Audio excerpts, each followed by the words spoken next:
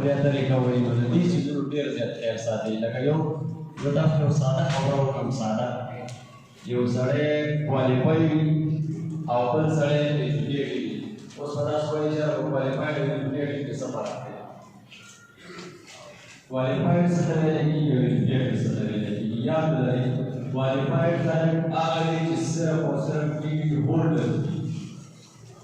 د ماسټر ډیګري به ورسره وي، د ایم فل ډیګري به ورسره وي، د پي ایچ ډي ډیګري به ورسره وي، خو هغه کې د ښه او د بد تمیز نه وي.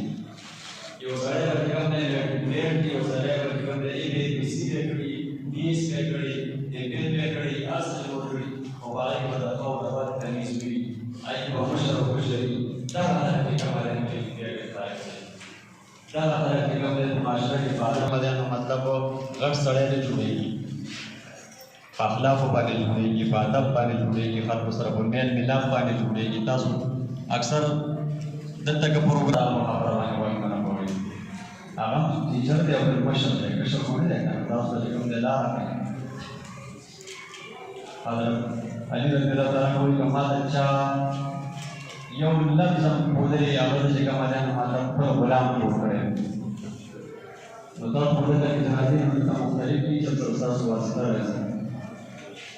تاسو مختلفو خلکو سره دلته کې چې کوم دی د لوړ کلاس دی او د اپر کلاس دی، ایون که د رسول کې دي نه دي هغوی ته چې کوم دی خداکه خلک باندې جوړوي.